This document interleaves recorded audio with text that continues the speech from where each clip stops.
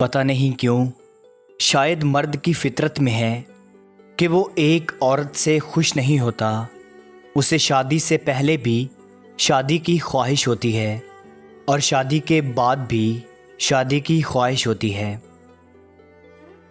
और शादी के बाद वो बीवी से खुश नहीं होता और दूसरी औरतों की तरफ नज़र रखने लग जाता है। और मैंने भी कुछ ऐसा ही किया।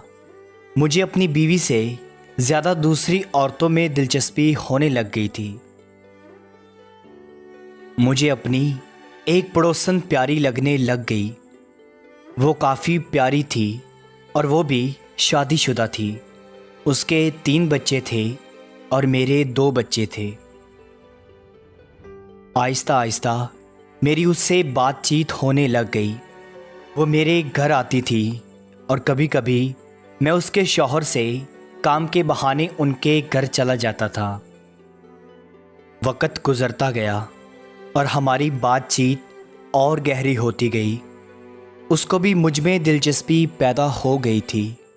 उसके शौहर को कुछ पता नहीं था और मेरी बीवी को भी कुछ मालूम नहीं था। आहिस्ता आहिस्ता एक दूसरे से मुलाकात होने लग गई थी। जब उसका शौहर घर नहीं होता था तो मैं थोड़ी देर के लिए चला जाता था, मगर बच्चे घर होते थे। एक दिन हमने रात को मिलने का प्रोग्राम बनाया और मैंने उसको कहा कि मैं रात को आऊँगा 2 बजे। तुम अपने शौहर को नींद की गोलियां दे देना। उसने मेरे कहने के मुताबिक उसे नींद की गोलियां दे दीं और हमने उस रात को मुलाकात की। दूसरा दिन हुआ, उसका शौहर दिन को 12 बजे के बाद उठा। मुझे नहीं मालूम था कि हर चीज़ का मकाफ़ाते अमल होता है। मैं भूल गया था। कुछ दिन गुज़रे तो एक रात मुझे खाना खाते ही बहुत गहरी नींद आ गई और मुझे दूसरे दिन 12 बजे जाग आई। बस उस दिन से आज तक मैं बहुत शर्मिंदा हूँ अपने आप से।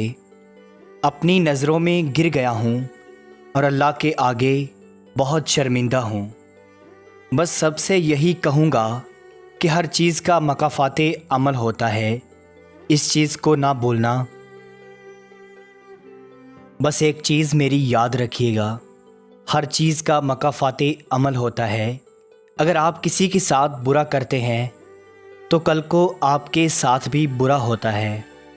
बेशक उस बंदे के थ्रू ना हो, लेकिन किसी और के थ्रू ज़रूर होता है। मकाफ़ाते अमल की चक्की बहुत आहिस्ता चलती है, मगर पीसती बहुत बारीक है। और आखिर में मेरी दुआ है, अल्लाह ताला आपको खुशियाँ दे और आपके सारे गम धो दे। आमीन।